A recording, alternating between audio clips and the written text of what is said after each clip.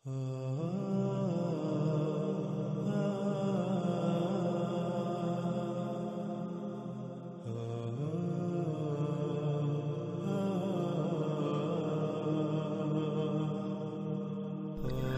رسول اللہ صلی اللہ علیہ وآلہ وسلم نے اس روایت میں جو بات بیان کی، جو راز ہمارے سامنے رکھے، وہ انتہائی دہلا دینے والے اور چونکا دینے والے ہیں اور آنکھیں کھول دینے والے ہیں۔ اس میں سب سے پہلی بات یہ کہ رسول اللہ صلی اللہ علیہ وآلہ وسلم نے کہا کہ پیدائشی اندھے کو ٹھیک کرے گا، یعنی اسے آنکھیں دے گا، اندھوں کو آنکھیں دے گا، اور برس یعنی جزام یعنی جو جلدی بیماریاں ہوتی ہیں، جو جلد کی بیماریاں ہوتی ہیں، کوڑ وغیرہ، ایسے مریضوں کو ٹھیک کرے گا، اور حیات دے گا موت کو، یعنی جیسے اللہ سبحانہ و تعالی حیات دیتے ہیں موت کو۔ اللہ سبحانہ و تعالی نے قرآن میں کئی مقامات پر یہی الفاظ بیان کیے کہ اللہ حی کرتا ہے موت کو۔ اور اللہ کیسے حی کرتا ہے موت کو؟ اللہ سبحانہ وتعالیٰ قرآن میں بالکل واضح کرتے ہیں کہ اللہ سبحانہ وتعالیٰ کہتے ہیں، اللہ سبحانہ وتعالیٰ پانی کو نازل کرتا ہے، یعنی بارش برساتا ہے، اس بارش سے زمین حیات نکالتی ہے۔ پہلے وہ مردہ ہوتی ہے، یعنی وہ مواد، وہ میٹیریل جو فصلوں کی صورت میں، نباتات کی صورت میں وہ سامنے آیا، ایک وجود اختیار کیا، وہ میٹیریل، وہ مواد ذرات کی شکل میں پوری دنیا میں زمین کی گہرائیوں میں بکھرا پڑا ہوتا ہے۔ تو اس مواد کو، ان ذرات کو اللہ سبحانہ و تعالیٰ کیسے اکٹھا کرتے ہیں، نباتات کی صورت میں لاتے ہیں، حیات کرتے ہیں، پھر انہی نباتات سے جاندار اور انسان وغیرہ وجود میں آتے ہیں۔ یہ ہے موت کو حیات کر۔ تو رسول اللہ صلی اللہ علیہ وآلہ وسلم نے کہا دجال موت کو حیات کرے گا، یعنی دجال بارشیں برسائے گا، ان بارشوں کی وجہ سے زمین اپنی پیداوار نکالے گی۔ دجال زمین کو امر کرے گا، حکم دے گا کہ اپنی پیداوار نکال، اپنی نباتات اگا، تو زمین اسی کے امر سے اپنی نباتات نکالے گی، پھر انہی نباتات سے طرح طرح کے جاندار وجود میں آئیں گے، انہی سے پھر انسان وجود میں آئیں گے۔ یہ ہے دجال کا موت کو حیات کرنا۔ اور یہ اس کا کیا ہے؟ یہ سارے کا سارا اس کی دعوت ہے انسانوں کے لیے کہ میں تمہارا رب ہوں، یعنی انسانوں کو یہ کہہ رہا ہے کہ تم نے اپنی تمام تر ضروریات کو پورا کرنے کے لیے مجھ پر ہی توکل کرنا ہے، مجھ پر ہی توکل کرو، مجھ پر ہی انحصار کرو۔ تو ناظرین، کیا آج یہ سب کچھ ہماری آنکھوں کے سامنے نہیں ہو رہا؟ انہی مشینوں، انہی ایجادات کے ذریعے موت کو حیات میں تبدیل نہیں کیا جا رہا؟ زمین جو کہ پہلے مردہ ہوتی ہے، موت کی صورت میں ہوتی ہے، اس کو حیات میں تبدیل نہیں کیا جا رہا؟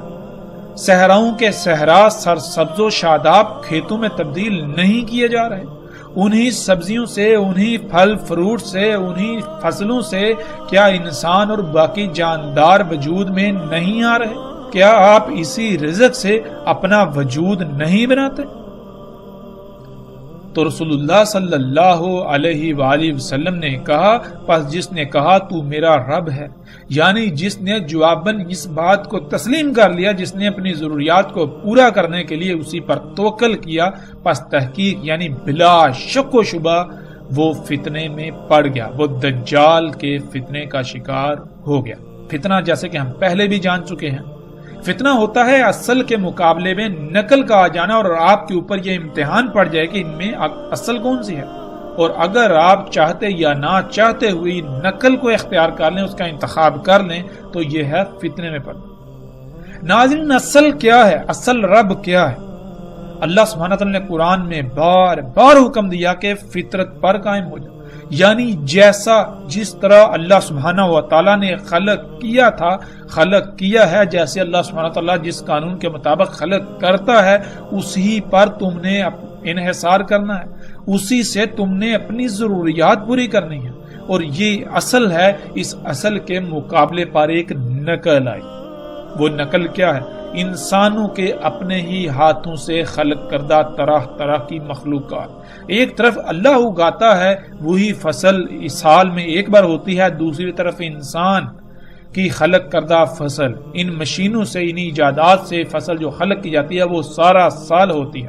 ایک طرف اللہ خلق کرتا ہے تو وہ ایک خاص موسم میں خلق کرتا ہے، تو دوسری طرف دجالی بیج، جینیٹیکلی موڈیفائڈ بیج، یہ دجال پوری دنیا میں ہر موسم میں خلق کرنے کی، خلق ہونے کی صلاحیت رکھتا ہے۔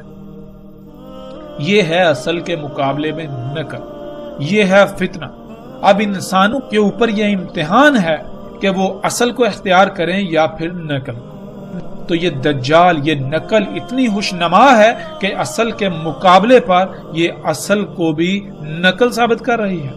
تو انسانوں کی اکثریت اسی دجل کا، اسی دھوکے کا شکار ہو چکی ہے۔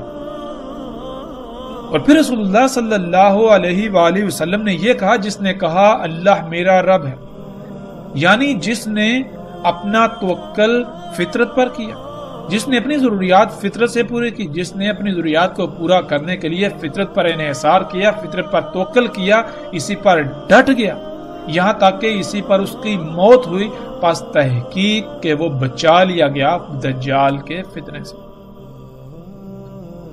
اور نہ ہی اس کے بعد اس پر کوئی فتنہ ہو۔ یعنی اس کے بعد بھی اس کو تمام تر فتنوں سے، جیسے کہ قبر کا فتنہ ہے، موت کا فتنہ ہے، پھر آخرت میں جس فتنے کا سامنا کرنا پڑے، ان تمام کے تمام فتنوں سے بلا شک و شبہ اس کو بچا لیا گیا، اور نہ عذاب ہوگا اس پر۔ عذاب ناظرین عربی میں کہتے ہیں سزا کو۔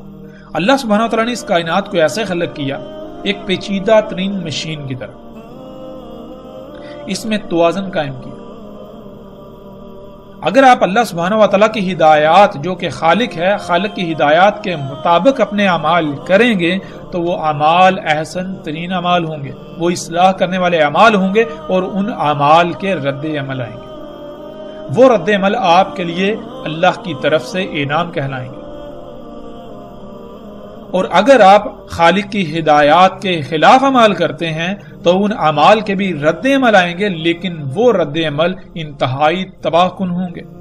تو وہ جو رد عمل ہوں گے وہ آپ کے لیے انعام کی بجائے عذاب، یعنی آپ کے اپنے ہی ہاتھوں سے کیے ہوئے اعمال کی وجہ سے ہلاکتوں کا سامنا، سزا کا سامنا کرنا پڑے گا۔ وہ ہلاکتیں، وہ رد عمل آپ کے لیے سزا کہلائیں۔ تو رسول اللہ صلی اللہ علیہ وآلہ وسلم نے کہا کہ ایسے شخص پر کوئی عذاب نہ ہوگا، یعنی کہ جب تک اس پر دجال کا فتنہ واضح نہیں تھا، وہ دجال کو اپنا رب بنائے ہوئے تھا، تو وہ بھی باقی انسانوں کی طرح انجانے میں فساد کر رہا تھا، ایسے عمل کر رہا تھا جس میں کائنات میں فساد ہو رہا تھا۔ تو جب اس کے اوپر دجال واضح ہو گیا، جب اس کے اوپر حقیقت کھل گئی، اس کے اوپر یہ فتنہ بالکل واضح ہو گیا کہ میں تو دجال کو رب بنا چکا ہوں، تو وہ بغیر کسی بہانے کے، بغیر کسی ہیلے حجت کے فوراً اللہ کی طرف پلٹا، فوراً اس نے اللہ سے رجوع کیا، فوراً وہ فطرت پر قائم ہوا، وہ اعمال کیے جس کا اللہ نے حکم دیا، یعنی دجال کی آگ کو اختیار کیا۔ تو اس پر جو پیچھے اس نے دجال کے فتنے کا شکار ہونے کی وجہ سے جو اعمال کیے تھے وہ سارے کے سارے بخش دیے جائیں گے، ان کا کوئی حساب کتاب، ان کے بارے میں کوئی پوچھ گچھ نہیں ہوگی۔ ناظرین، پھر آگے رسول اللہ صلی اللہ علیہ وآلہ وسلم نے کہا، پس دجال رہے گا زمین میں اس وقت تک جس وقت تک کہ اس کا رہنا اللہ کے قانون میں ہے، یعنی اللہ سبحانہ و تعالیٰ نے دجال کا زمین پر رہنا قانون میں کر دیا، اس کی مدت طے کر دی۔ تو جتنا اللہ کے قانون میں ہے اس وقت تک دجال زمین پر رہے گا۔ ناظرین، اب سوال یہ پیدا ہوتا ہے کہ اللہ سبحانہ و تعالیٰ نے قانون میں زمین پر دجال کا رہنا کتنا کیا؟ تو ساتھ ہی محمد رسول اللہ صلی اللہ علیہ وآلہ وسلم نے اس سوال کا بھی جواب دے دیا کہ آئیں گے عیسیٰ ابن مریم علیہ السلام مغرب سے پہلے، یعنی جب تک کہ عیسیٰ ابن مریم علیہ السلام نہیں آتے تب تک دجال زمین میں رہے گا، اور جب عیسیٰ ابن مریم علیہ السلام آ جائیں گے تو یہ دجال کے خاتمے کا وقت شروع ہو جائے گا۔ جب تک عیسیٰ ابن مریم علیہ السلام نہیں آتے تب تک دجال زمین میں رہے گا، اور عیسیٰ ابن مریم علیہ السلام کب آئیں گے اس کے بارے میں رسول اللہ صلی اللہ علیہ وآلہ وسلم نے کہا کہ مغرب سے پہلے۔ ناظرین، اس مغرب کا مطلب ہرگز یہ نہیں ہے کہ جسے آج ہم فجر، ظہر، عصر، مغرب اور عشاء کہتے ہیں، نہیں، بلکہ یہ امت محمد کو جو یوم دیا گیا، جو آگے جا کر ہمارے اوپر بالکل واضح ہو جائے گا کہ اللہ سبحانہ و تعالی نے ہر امت کے لیے ایک ایک یوم کا تعین کیا تھا، ایک یوم کی مقدار 1000 سال۔ تو امت محمد کو جو یوم ملا اس کی مدت بھی 1000 سال تھی، لیکن پچھلی امتوں کا چھوڑا ہوا 500 سال بھی اس امت کو ملے۔ یوں اس امت کا مجموعی طور پر جو یوم بنا اس کی مدت بنتی ہے 1500 سال۔ ناظرین، یہ یوم امت کا یوم، پوری امت کے یوم کی بات ہو رہی ہے، نہ کہ کسی ایک فرد واحد کے یوم کی۔ فرد واحد کا یوم الگ ہے، امت کا یوم الگ ہے۔ اس پوری امت کا یوم بنتا ہے 1500 سال کا۔ تو اس 1500 سال کو اگر آپ 5 پر تقسیم کریں تو اس میں آپ کو 5 اوقات سامنے آئیں گے۔ ان میں سب سے پہلا وقت جو ہوگا وہ مغرب ہوگا، جو کہ آپ جانتے ہیں کہ اسلام میں دن کی ابتدا ہوتی ہے، یوم کی ابتدا ہوتی ہے مغرب سے، سورج کے غروب ہو جانے سے۔ سورج کا غروب ہو جانا یوم کا آخر ہوتا ہے، یوم کا اختتام ہوتا ہے۔ مغرب پہلا وقت، عشاء دوسرا وقت، فجر تیسرا وقت، ظہر چوتھا وقت اور عصر اس یوم کا 5واں اور آخری وقت ہے۔ تو عیسیٰ ابن مریم علیہ السلام عصر کے وقت آخر میں، جبکہ عصر کا وقت بھی ختم ہونے والا ہوگا، اس وقت آئیں گے گویا کہ اب مغرب ہونے ہی والی ہے، یعنی کہ یوم کا بالکل خاتمہ ہونے والا ہے۔ اس وقت عیسیٰ ابن مریم علیہ السلام آئیں گے۔ اور پھر رسول اللہ صلی اللہ علیہ وآلہ وسلم نے کہا کہ عیسیٰ ابن مریم علیہ السلام تصدیق کریں گے محمد علیہ السلام کے ساتھ، یعنی عیسیٰ ابن مریم علیہ السلام محمد رسول اللہ صلی اللہ علیہ وآلہ وسلم کی ہی تمام باتوں کی تصدیق کریں گے، انہی ہی کی باتوں کے ساتھ، کہ جس کو آج تم اپنے لیے مسیحا سمجھتے ہو، یہ مسیحا نہیں ہے، یہ دجال ہے۔ دیکھو محمد رسول اللہ صلی اللہ علیہ وآلہ وسلم نے آج سے 14 صدیاں قبل اس کو دجال کہا۔ آج جن اشیاء کو تم اپنے لیے مسیحا سمجھتے ہو، اپنے لیے فائدہ سمجھتے ہو، وہ تمہارے لیے فائدہ نہیں ہے، وہ تمہارے لیے مسیحا نہیں ہے، یہ سب دجال ہے، یہ سب دھوکہ ہے۔ تم اس دجل کا شکار ہو چکے ہو، تم نے اس کو اپنا رب بنا لیا ہوا ہے۔ اور جیسا کہ ہم نے شروع کی اقصاد میں بھی رسول اللہ صلی اللہ علیہ وآلہ وسلم کے ان الفاظ کو سامنے لایا تھا کہ رسول اللہ صلی اللہ علیہ وآلہ وسلم نے کہا تھا کہ میں تمہیں دجال کے بارے میں سب کچھ بیان کر چکا، وہ جتنی بھی جیسی بھی جو بھی ایجادات ہوں گی، جو بھی واقعات ہوں گے، جو بھی حادثات ہوں گے، سب کے بارے میں تفصیل کے ساتھ ہر پہلو سے کھول کر بتا چکا۔ لیکن اس کے باوجود مجھے یہ یقین ہے کہ یہ ممکن ہی نہیں کہ وہ تمہاری عقلوں میں آ جائے، یعنی کہ تم اسے رب بنا لو گے۔ تم دجال کے بارے میں طرح طرح کی کہانیاں گھڑ کے دجال سے ہی غافل ہو جاؤ گے۔ دجال کی حقیقت کو پسے پش ڈالتے ہوئے دجال کو اپنا رب بنا لو گے اور اس راز کو آ کر کھولیں گے واحد ایک ہی شخصیت، اور وہ کون ہوں گے؟ وہ عیسیٰ ابن مریم علیہ السلام آئیں گے۔ اور پھر رسول اللہ صلی اللہ علیہ وآلہ وسلم نے کہا کہ عیسیٰ ابن مریم علیہ السلام ہی ان کی ملت پر ہوں گے، یعنی رسول اللہ صلی اللہ علیہ وآلہ وسلم نے یہ بالکل واضح کر دیا کہ اس وقت دنیا میں واحد عیسیٰ ابن مریم علیہ السلام وہ شخصیت ہوں گے جو محمد علیہ السلام کی ملت پر ہوں گے، جو ابراہیم علیہ السلام کی ملت پر ہوں گے۔ پس قتل کریں گے دجال کو، پھر اس میں کچھ شک نہیں، جو ہے وہ ساتھ کا قیام ہے۔ یعنی رسول اللہ صلی اللہ علیہ وسلم نے پھر یہ بتایا کہ عیسیٰ ابن مریم علیہ السلام دجال کو قتل کریں گے۔ دجال کو قتل کرنا کیا ہے، آگے جا کر تفصیل کے ساتھ اس موضوع پر بات ہوگی آئندہ ایک ساتھ۔ لیکن جو آگے ہے وہ یہ ہے کہ رسول اللہ صلی اللہ علیہ وآلہ وسلم نے کہا کہ جب عیسیٰ ابن مریم علیہ السلام آ کر دجال کو قتل کر دیں گے تو اس کے بعد صرف ایک ہی شے باقی رہ جائے گی. وہ کیا ہے؟ وہ ہے سات کا قیام، یعنی دنیا میں انسانوں کا خاتمہ. ایک آخری عظیم زلزلہ آئے گا جو زلزلہ پوری دنیا کے تمام انسانوں کو اپنی لپیٹ میں لے لے گا. دنیا میں کوئی ایک انسان بھی نہیں بچے گا کہ جو اس زلزلے کی لپیٹ میں نہ آئے اور ہلاکت کا شکار نہ ہو. ناظرین، ویسے تو ہم عیسیٰ ابن مریم علیہ السلام پر جو اس امت میں آئیں گے تفصیل کے ساتھ آگے آئندہ ایک ساتھ میں اسی موضوع کے تحت بات کریں گے اور ہر لحاظ سے بات کریں گے، ایک ایک پہلو کو کھول کر بیان کریں گے. دجال کا قتل ہونا کیا ہے، عربی کا لفظ قتل ہے، قتل کا معنی کیا ہے، ہم اس کے اوپر تفصیل سے بات کریں گے. قتل کے معنی عموماً کسی کی جان لے لیے کے کر دیے جاتے ہیں، جو کہ بالکل غلط معنی ہے. قتال عربی میں کہتے ہیں لڑائی کرنے کو. اب لڑائی زبان سے بھی ہوتی ہے، الفاظ سے بھی ہوتی ہے، لڑائی ہتھیاروں سے بھی ہوتی ہے، لڑائی ہر محاذ پر ہوتی ہے، لڑائی نظریات کی بھی ہوتی ہے. تو کس لڑائی سے آپ کسی کو شکست دیتے ہیں وہ شکست عربی میں قتل کہلاتی ہے. اگر آپ جسمانی طور پر کسی شخص کے ساتھ یا کچھ شخصیات کے ساتھ لڑائی کرتے ہیں تو اس میں یقینی طور پر جس کی شکست ہوگی اس کو ہم عربی میں قتل کہیں گے، یعنی اس کی جان چلی جائے گی. اسی طرح اگر آپ کسی نظریے کے خلاف قتال کرتے ہیں یعنی لڑائی کرتے ہیں، عربی میں قتال لڑائی کو کہا جاتا ہے، نہ کہ گردنے مارنے کو. قتال کہتے ہیں لڑنے کو.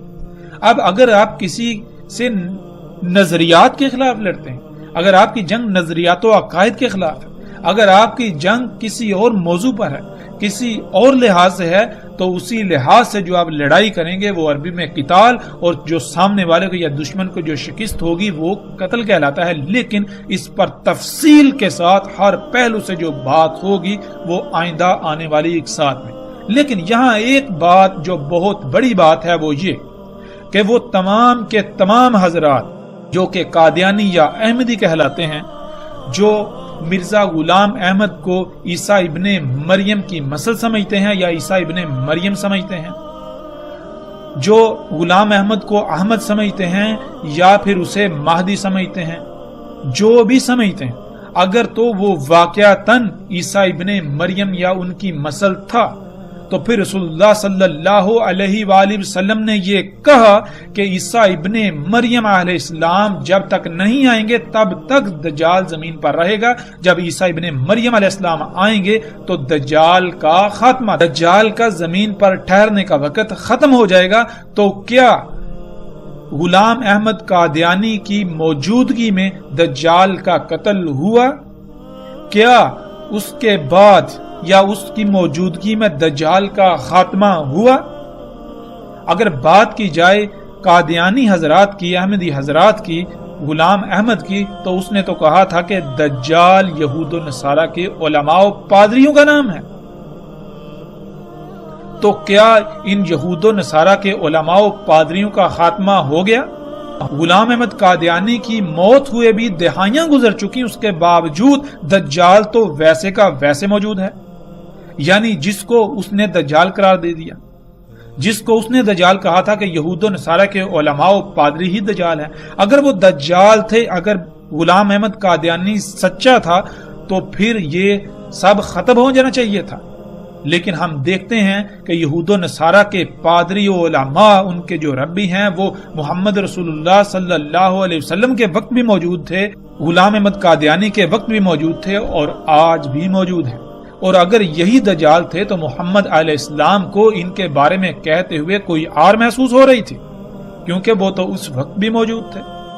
پھر دوسری بات، محمد رسول اللہ صلی اللہ علیہ وآلہ وسلم نے یہ کہا تھا کہ عیسیٰ ابن مریم علیہ السلام ان کی ملت پر ہوں گے اور اس کے علاوہ وہ ان کی تصدیق کریں گے انہی کے ساتھ.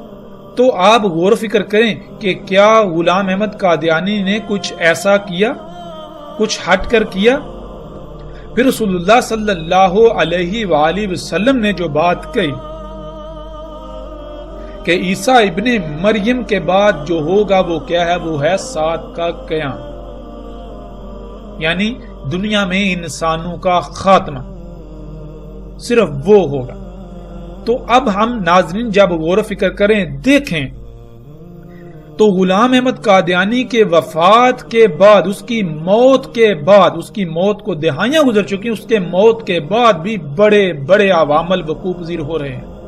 اگر غلام احمد قادیانی سچا تھا تو اس کی موت کے بعد جو جو عوامل وقوع پذیر آج ہو رہے ہیں وہ ان کے بارے میں بتا کر جاتا، جیسے محمد علیہ السلام نے ایک ایک بات کو تفصیل کے ساتھ بیان کیا۔ اور اگر وہ سچا تھا تو اب تک تو سات کا قیام بھی ہو جانا چاہیے تھا، لیکن کیا ہے کہ ابھی تک تو سات کا قیام بھی نہیں ہوا۔ پھر اس کے علاوہ قرآن میں الواقعہ کا ذکر ہے، قرآن میں آسمان کے پھٹ جانے کا ذکر ہے، قرآن میں الحاقہ کا ذکر ہے، قرآن میں القاریہ کا ذکر ہے، قرآن میں اور بہت سارے بڑے بڑے واقعات کا ذکر ہے، لیکن کیا ہے کہ غلام احمد قادیانی نے کسی ایک موضوع پر بھی لب کشائی نہیں کی، انسانیت کی رہنمائی نہیں کی کہ الحاقہ کیا ہے، القاریہ کیا ہے، الواقعہ کیا ہے۔ کسی بھی موضوع پر غلام احمد قادیانی کے کوئی الفاظ نہیں ملتے، اگر ملتے ہیں تو ان کا حقیقت کے ساتھ دور دور تک کوئی تعلق نہیں۔ اور جیسے جیسے ہم آگے بڑھیں گے تو انشاءاللہ اللہ کے فضل سے ناظرین ہم ایک ایک پہلو کو ہر لحاظ سے کھول کھول کر بیان کریں گے۔ قادیانی اس سمیت ہمارا کسی سے کوئی مقابلہ نہیں ہے، لیکن ہم یہ ضرور کہیں گے کہ اگر کوئی اپنے آپ کو سچا کہتا ہے تو اس کو اپنے آپ کو سچا ثابت کرنا پڑے گا۔ اگر وہ چاہتا ہے، اگر وہ یہ کہتا ہے کہ وہ سچا ہے، تو ہم اس کو دعوت دیتے ہیں کہ دنیا کے کسی بھی پلیٹ فارم پر آ جائیں، قرآن سے، ہم اللہ کی کتاب سے، ہم اللہ کے قوانین سے، ہر لحاظ سے اس کو باطل ثابت کریں گے۔ اگر وہ حق پر ہوا تو ہم اس کے حق پر ہونے کی گواہی دیں گے، لیکن اگر ہم نے اسے باطل ثابت کر دیا، اللہ کی کتاب نے، اللہ کی اس کائنات نے، اللہ کے قوانین نے اس کو باطل ثابت کر دیا، تو کیا وہ حق پر ایمان لائیں گے؟ یہ ہمارا چیلنج ہے۔ اور الحمدللہ ہم کسی قسم کے کسی فتوے پر یقین نہیں رکھتے، کسی قسم کے ایسے جھگڑے پر یقین نہیں رکھتے کہ جو منافقین کی علامت ہو۔ ہم اگر یقین رکھتے ہیں تو وہ رکھتے ہیں عمل پر، ہم اگر یقین رکھتے ہیں تو ہم یقین رکھتے ہیں دلائل پر، ہم اگر یقین رکھتے ہیں تو ہم یقین رکھتے ہیں علم پر۔ بات ہوگی کھل کر ہوگی، ہر لحاظ سے ہوگی، علم کی بنیاد پر ہوگی۔ ہم سے آپ چاہے لاکھ سوال کریں، کروڑ سوال کریں، ہم کسی سوال کو گھمائیں گے نہیں، کسی سوال کو پھیریں گے نہیں، ہم کسی سوال پر کسی قسم کی محاذ آرائی نہیں کریں گے۔ ہم انتہائی اطمینان اور تسلی سے آپ کی بات سنیں گے، اور انتہائی اطمینان اور تسلی سے ہر لحاظ سے اپنے ہوش و حواس پر قابو رکھتے ہوئے، ہر لحاظ سے اللہ کی سنت کو اپناتے ہوئے، اللہ کا رنگ اختیار کرتے ہوئے جواب دیں گے۔ تو اس میدان میں الحمدللہ ہر خاص و عام کو ہماری طرف سے دعوت ہے کہ وہ میدان میں آئیں۔ اگر وہ اپنے دعوے میں سچے ہیں تو وہ آ کر ہمارے سوالات کے جوابات دیں۔ ناظرین جیسے جیسے ہم آگے بڑھیں گے، آئندہ ایک ساتھ میں ہم اس موضوع پر ہر لحاظ سے بات کریں گے، لیکن جب اس موضوع کا وقت آئے گا اب ہم پلٹتے ہیں واپس اپنے اسی موضوع کی طرف جس پر ہم بات کر رہے ہیں۔ تو ناظرین اپنی ارد گرد غور و فکر کریں اور دیکھیں کہ کیا دجال کی وجہ سے آج یہ ممکن نہیں ہو گیا کہ جن لوگوں کی آنکھیں نہیں، یہ آنکھیں ضائع ہو جاتی ہیں تو ان کو آنکھیں لگائی جا رہی ہیں، آنکھیں ٹرانسپلانٹ کی جاتی ہیں۔ ٹرانسپلانٹ تو دور کی بات ہے، بلکہ مصنوعی آنکھیں بھی تیار کر کے وہ لگائی جا رہی ہیں۔ اسی طرح یہاں تک کہ دل تک مصنوعی بنا کر وہ لگائے جا رہے ہیں۔ اور جذام کے مریض، ان کی بھی ہر لحاظ سے ٹریٹمنٹ کی جا رہی ہے، ان کا بھی علاج کیا جا رہا ہے، یہاں تک کہ آپ کا پورا چہرہ تبدیل کر دیا جاتا ہے، آپ کی پوری کھال بدل دی جاتی ہے۔ یہ سب کچھ آج آپ اپنی آنکھوں سے ہوتا ہوا دیکھ رہے ہیں۔ اس طرح ناظرین دجال کا موت کو حیات کر، دجال موت کو حیات کرے گا۔ ناظرین اس بارے میں ایک بہت بڑی غلط فہمی پھیلا دی جا چکی ہے جو کہ لوگوں میں عام ہے۔ وہ یہ کہ وفات شدہ انسانوں کو جو کہ مر کر گڑھوں میں دفن ہیں ان کو زندہ کرے گا، یعنی ان میں روح کو پلٹائے گا۔ یہ بات بالکل غلط اور بے بنیاد ہے، اس کا ظہیرہ احادیث میں کہیں بھی ذکر نہیں ملتا۔ احادیث میں جو الفاظ آئے ہیں وہ یہ ہیں یحیی الموت، جس کے معنی ہے موت کو حیات کرنا۔ قرآن میں اللہ سبحانہ وتعالی نے کئی مقامات پر یہی الفاظ اپنی طرف منسوب کر کے بیان کیے کہ اللہ حیا کرتا ہے موت کو، بالکل یہی الفاظ۔ اور نہ صرف اللہ سبحانہ وتعالی نے کئی مقامات پر یہ ذکر کیا بلکہ اس کی باقاعدہ وضاحت بھی کر دی کہ اللہ کیسے موت کو حیات کرتا ہے۔ اللہ سبحانہ وتعالی نے تمام مخلوقات کی پہلے موت خلق کی۔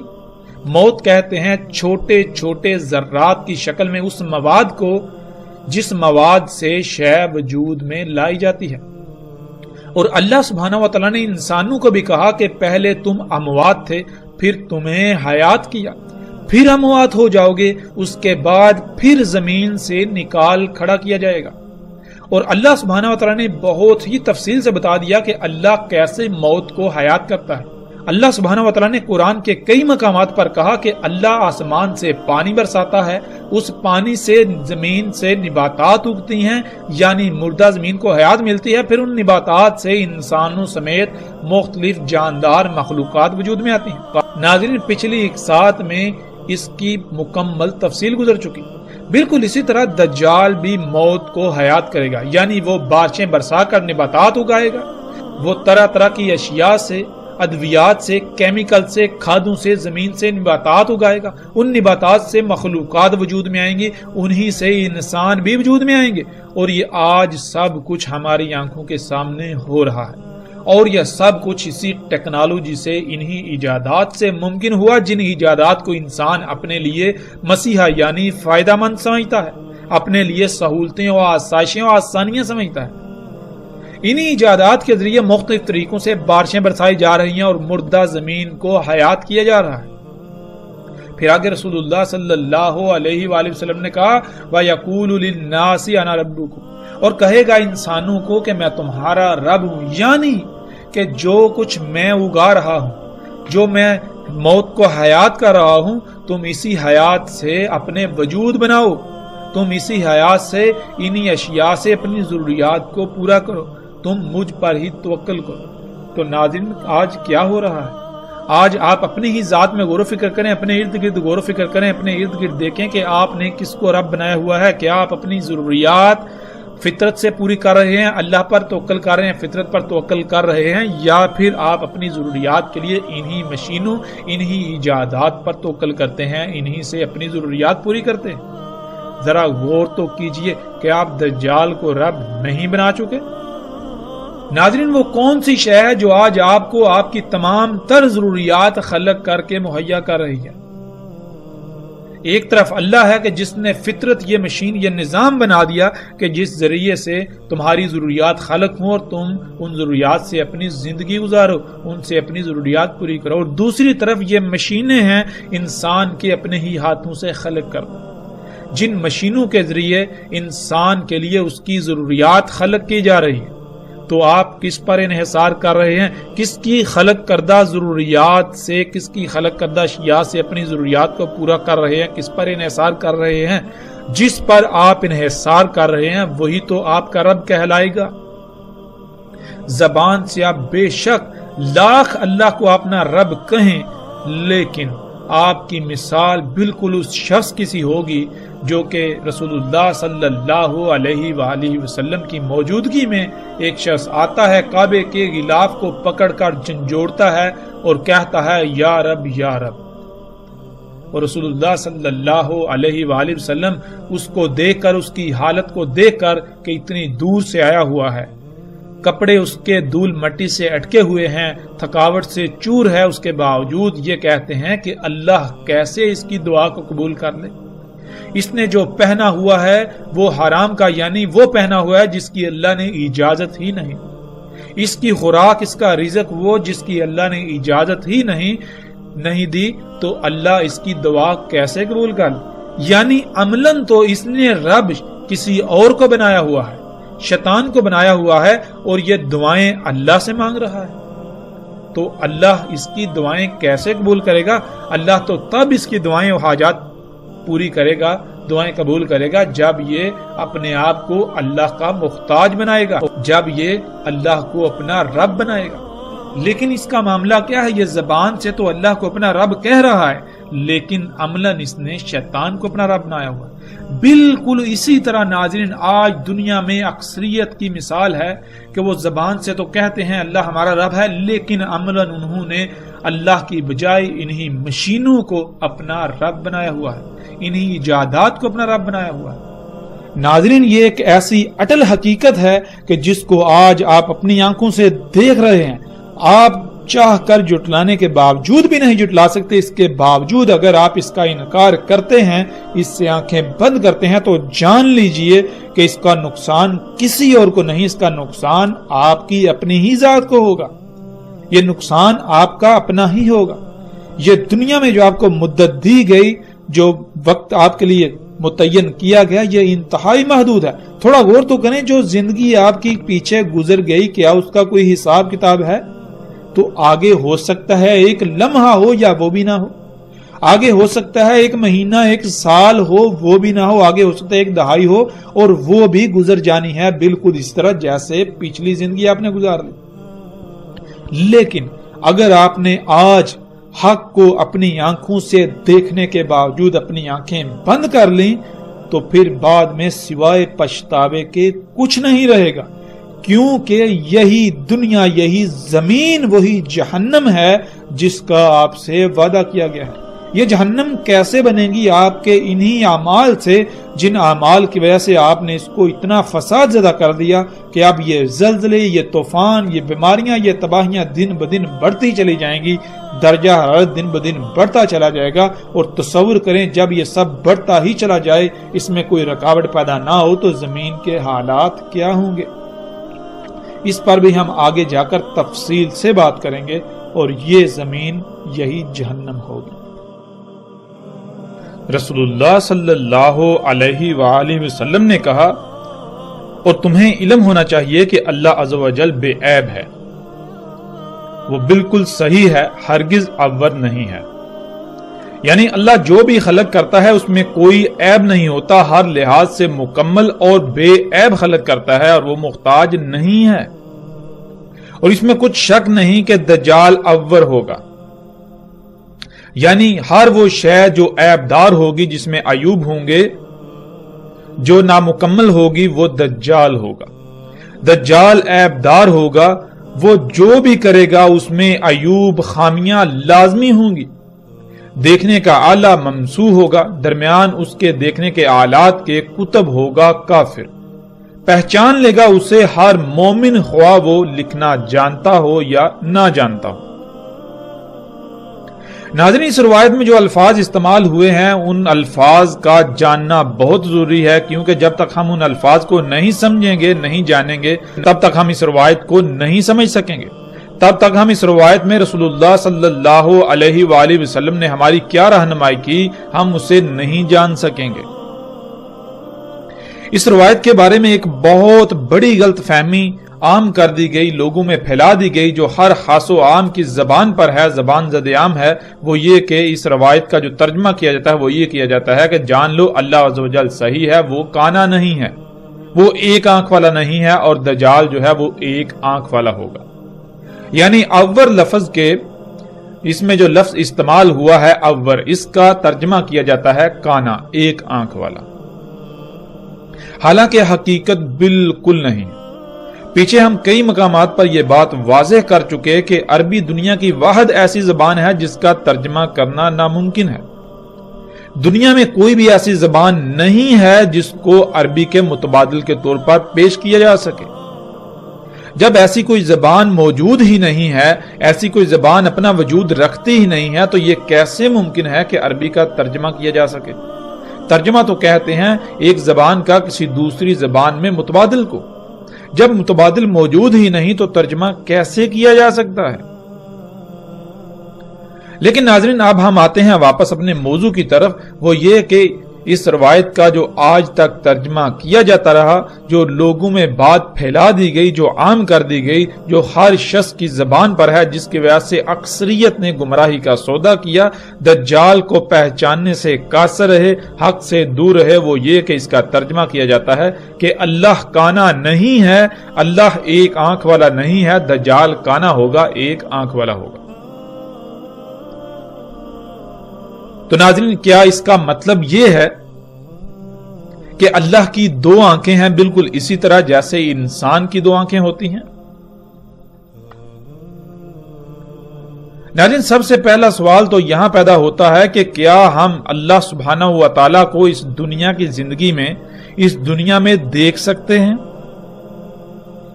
جب ہم اللہ کو اس دنیا میں دیکھ ہی نہیں سکتے تو پھر یہ کیسے ہم کہہ سکتے ہیں کہ اللہ کی دو آنکھیں ہیں یا اللہ ایک آنکھ والا نہیں ہوگا؟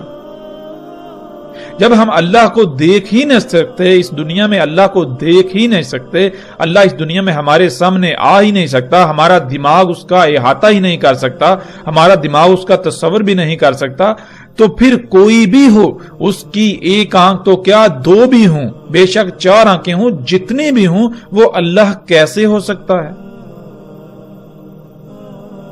تو پھر یہ کہنا کہ تمہارا رب جو ہے وہ دو آنکھوں والا ہے اور دجال ایک آنکھ والا ہوگا، یہ بات بالکل بے معنی، بے وقت ہو جاتی ہے۔ جب ہم اس دنیا میں اللہ کو دیکھ ہی نہ سکتے تو کوئی بھی آ جائے، کوئی بھی آ جائے، جیسا جی چاہے آ جائے، وہ اللہ نہیں ہو سکتا۔ تو پھر یہ کہنا کہ اللہ دو آنکھوں والا ہے، اللہ ایک آنکھ والا نہیں اور دجال ایک آنکھ والا ہوگا، یہ بات بالکل بے معنی، انتہائی بے وقوفانہ اور انتہائی جاہلانہ۔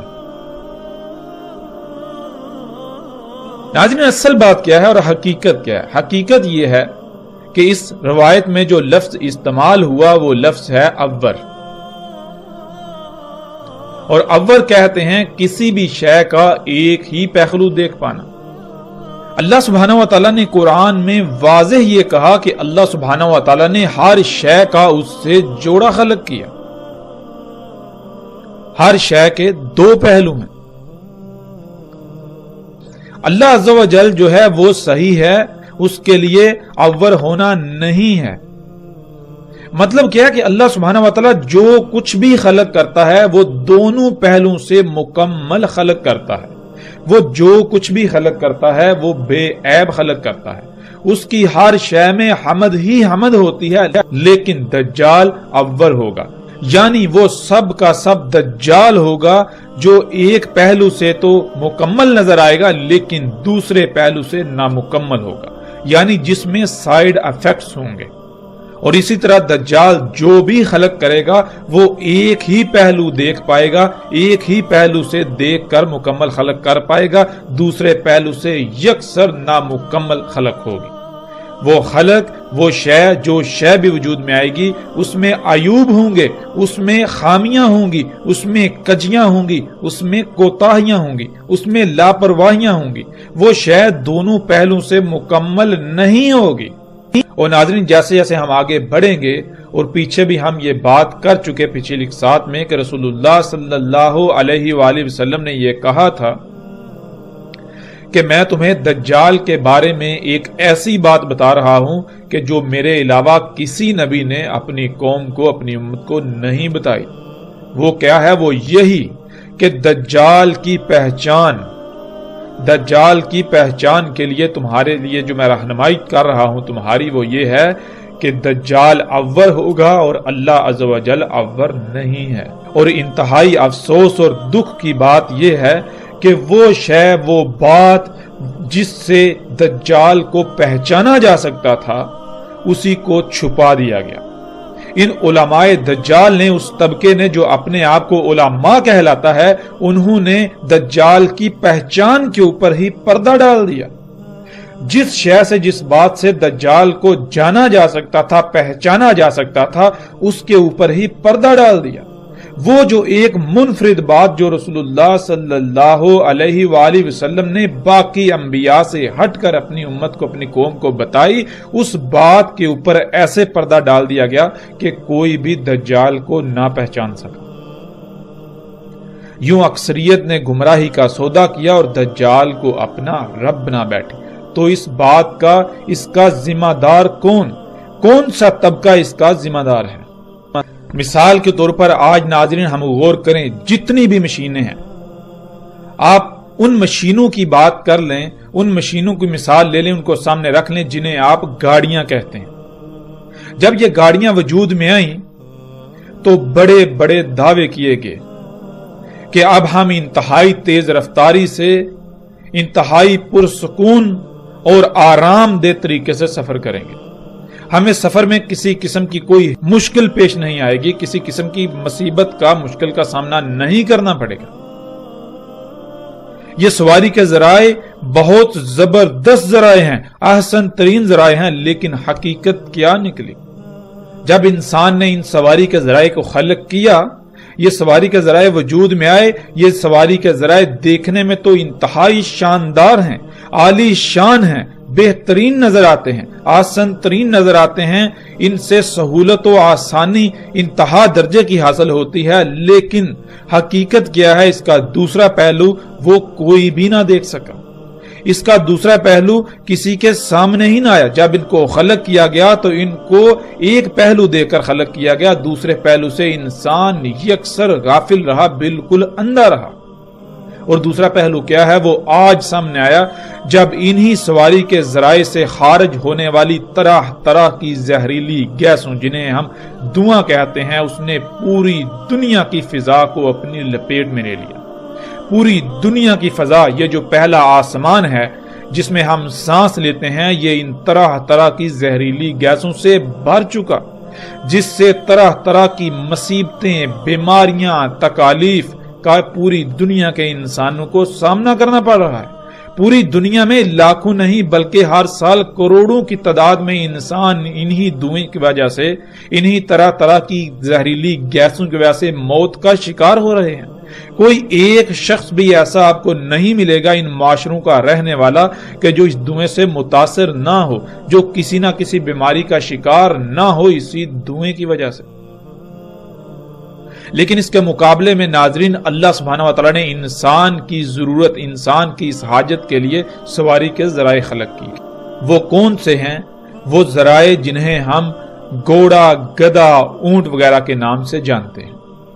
اللہ سبحانہ وتعالی نے وہ ہماری ضرورت کے لیے خلق کی۔ بلا شک و شبہ ان ذرائع کی رفتار انسان کے خلق کردہ ذرائع سے کئی گنا کم ہے، وہ سست رفتار ہیں، لیکن وہ دونوں لحاظ سے مکمل، احسن اور پرفیکٹ ہیں، ان میں کسی قسم کا کوئی عیب نہیں۔ وہ سواری کے ذرائع اگر خرب سال بھی استعمال کیے جائیں تو اس دنیا میں ایک رائی برابر بھی کوئی خامی، کوئی کجی، کوئی کوتاہی نہیں ہوگی، اس میں رائی برابر بھی کوئی عیب پیدا نہیں ہوگا، اس میں کسی قسم کا کوئی فساد نہیں ہوگا۔